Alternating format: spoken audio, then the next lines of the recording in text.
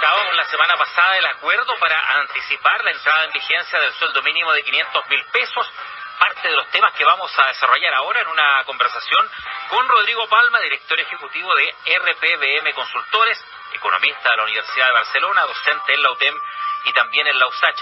¿Cómo está, Rodrigo? Buenas noches. Hola, Rafael, ¿cómo estás? Buenas noches. Acá nosotros, bienvenido a Última Hora en Cooperativa, analizando lo que va a pasar con este sueldo mínimo y también de qué manera se puede acompañar sobre todo la etapa como efectos de la economía, en las pymes, en fin. ¿Cuál es la mirada general desde este punto de vista que tienes? Mira, una de las cosas que nosotros proponemos fundamentalmente para que esto sea una oportunidad es básicamente tanto los trabajadores como los empleadores y a su vez el gobierno debemos generar distintos tipos de acciones para que esto sea una oportunidad y podamos aprovecharlo. Porque si bien es cierto que es un beneficio a priori para los trabajadores, si no logramos que el país sea más productivo, va a terminar siendo más un problema que un beneficio. Y en este sentido, ¿hacia dónde se debería ir despejando? Por ejemplo, ¿qué podría ser un problema? Antes de pasar a la parte del beneficio, ¿qué podría ser un problema? Fundamentalmente que se está encareciendo el proceso productivo de las pequeñas y medianas empresas, que son aproximadamente las que pagan el 60% del salario mínimo. Entonces, para ellos ya se ha venido una sobrecarga importante en los últimos 2-3 años, con el estallido social, después con la pandemia. Entonces, están pasando tiempos convulsos y finalmente tenemos dos elementos, ¿no? Tenemos uno que tiene que ver con la disminución de la jornada laboral, pasando de 45 a 40 horas, si bien es cierto que es progresivo, y además de eso observamos que se ha producido un incremento en este caso en el salario mínimo. Por tanto, son dos elementos que generan un aumento en los costos de producción. Por tanto, ¿de qué manera podemos corregir eso? Fundamentalmente siendo más productivos, y ahí es donde está el desafío hoy día. ¿De qué manera hacemos que las empresas sean más productivas? Insisto, creo que para ello tiene que haber un acuerdo tanto de empleadores, trabajadores y estímulos del gobierno para favorecer la productividad. Ahora bien, respecto a lo que pueda pasar como beneficio, ¿de qué manera podría ser bien usado y no perder, digamos, el potencial respecto a la inversión o a que algunas empresas se vean complicadas, las empresas de menor tamaño? Creo que fundamentalmente tiene que ver, como te decía, con este elemento de productividad, y esto creo que hay un rol importante que tiene que desarrollar el Estado, en tanto capacitar a los trabajadores para que podamos ser mucho más productivos, capacitarlos en aquellos oficios y en aquellas profesiones que son las que vienen. Tenemos claro que ha habido una transformación y una evolución de las necesidades productivas, ¿no? Hoy día necesitamos que la mayoría de la gente maneje ciertas herramientas de programación, ¿verdad?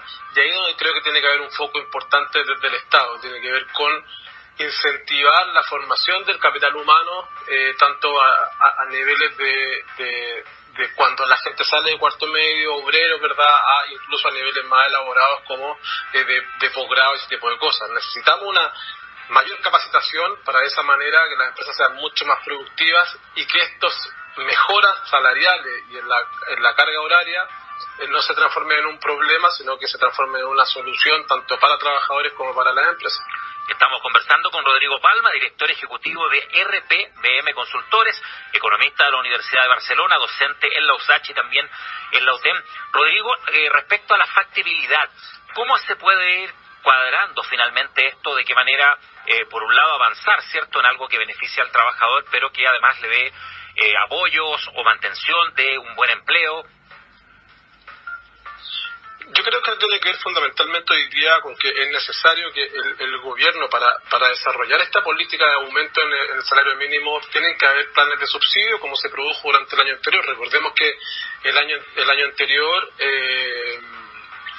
el gobierno generó distintos subsidios que terminan, de hecho, ahora el 30 de abril para minorar la carga para la pequeña y mediana empresa. Eso es fundamental. Eso va a hacer que las empresas pueden sobrellevar de mejor manera este aumento en la carga y de esa manera se da el empujoncito necesario para que esto no se genere tanto un problema. Y ahora respecto a cómo se puede cruzar esta coyuntura con otra, con las 40 horas, por ejemplo. Como te digo, o sea, primero lo de las 40 horas es bastante importante que haya sido paulatino, ¿no? Que partamos desde las 45 y que anualmente lleguemos hacia las 40, eso es sumamente relevante. Y como te digo, siento que para que esta situación no se transforme en un problema, se tienen que dar varias condiciones. La primera de ellas, la que conversábamos recién, que tienen que haber subsidios desde el gobierno para aquellas pequeñas y medianas empresas, y especialmente las microempresas, ¿verdad?, para que puedan cumplir con esta obligación que vendrá con el aumento del salario mínimo.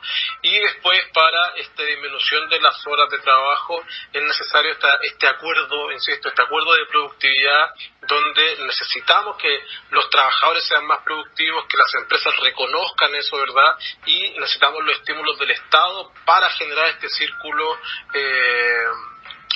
virtuoso que nos podría ayudar un montón, no solamente a las empresas, sino que como país, porque nos ayudaría a mejorar incluso el crecimiento económico del país.